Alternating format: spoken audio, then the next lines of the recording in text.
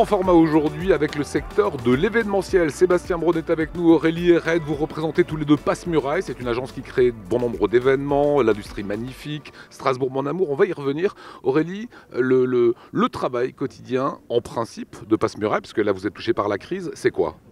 Alors notre travail chez Passe-Muraille, c'est de créer, d'imaginer finalement des concepts d'événements pour des institutionnels et des entreprises et de les mettre ensuite en musique, de faire de la gestion de projet et d'aller jusqu'à la réalisation des événements sur site le jour J.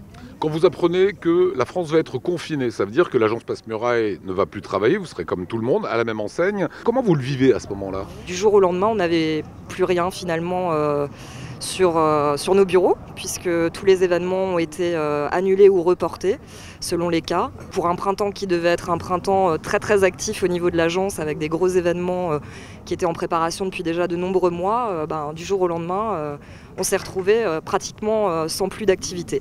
Sébastien Braun, vous êtes un grand pourvoyeur de travail pour les intermittents du spectacle notamment, que vous utilisez beaucoup. Aujourd'hui, si on fait un petit point sur le secteur, il est touché comment le secteur de l'événementiel ?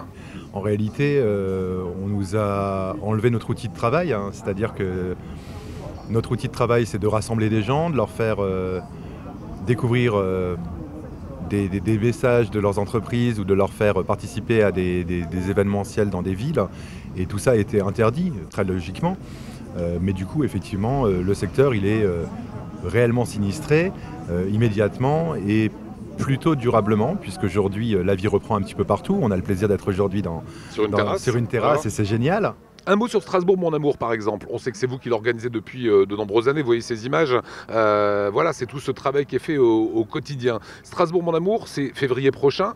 Est-ce que vous avez de la lisibilité sur cet événement ? Alors, on n'a pas de lisibilité absolue bien sûr, parce que le contexte évolue en permanence, mais il y a une volonté très forte, puisque c'est un événement qui est fait pour soutenir le secteur du tourisme. Il y a une volonté très forte des acteurs touristiques locaux, en tout cas, d'avoir un gros rendez-vous en février prochain. Ce sera génial de pouvoir se retrouver tous ensemble avec les Strasbourgeois. Ce sera génial d'avoir de l'activation pour les touristes et leur donner un bon prétexte pour revenir à Strasbourg à cette occasion. Donc oui, plus que jamais, avec le comité de pilotage et l'Office du tourisme, on travaille sur la programmation de la prochaine édition. Mais Strasbourg mon amour se prépare, oui. Aurélie, un petit mot sur cette opération qu'on avait découvert, c'était l'industrie magnifique. Vous voyez ce superbe mammouth à l'époque qui était juste devant la cathédrale de Strasbourg. L'industrie magnifique, on en est où ? Alors l'industrie magnifique, effectivement, tout le monde se rappelle de ce fameux mammouth que vous évoquiez.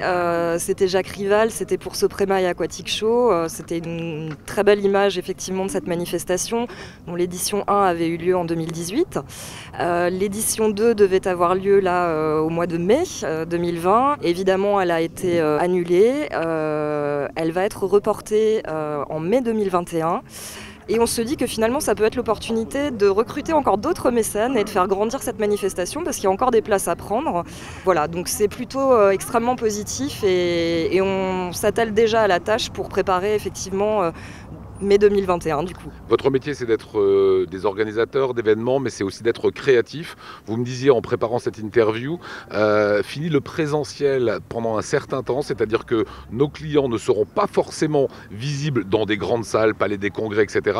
Mais on est obligé de réfléchir aujourd'hui à d'autres types d'événements. Exemple. Et on a travaillé là depuis quelques semaines maintenant sur le développement d'une plateforme qui va permettre de créer de l'événement, mais de l'événement digital, avec un vrai habillage graphique, avec un vrai suivi événementiel. C'est pas le zoom du pauvre, on est d'accord ? Non, c'est pas du tout le zoom du pauvre, bien au contraire, c'est plutôt le zoom du riche, j'ai envie de dire, puisque l'idée c'est vraiment d'être dans un accompagnement événementiel, mais d'événements qui pourraient se dérouler effectivement avec des speakers qui seraient en plateau et une diffusion qui serait faite via les écrans des participants qui seraient chez eux finalement. Et tout ça serait fourni par internet, par Exactement. visio Par streaming, par visio aussi, avec des petits modules ludiques malgré l'absence de public finalement. Dernière question, Sébastien Braun, à vous. Il faut se réinventer, c'est ce qu'on vient de voir et c'est ce que vous faites Passe-Muraille.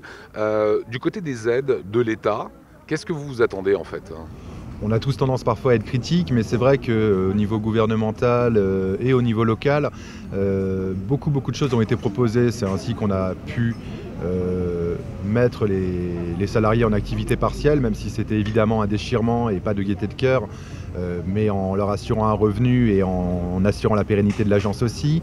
On a fait appel à ce fameux PGE, le prêt garanti par l'État, qui nous permet là aussi de pouvoir continuer à construire l'avenir, faire des investissements aussi sur la plateforme digitale dont Aurélie parlait à l'instant. Il va falloir pour ça qu'on puisse recommencer à organiser des événements, à se retrouver réellement, et on imagine pouvoir le faire au courant du second semestre ou à défaut tout début 2021.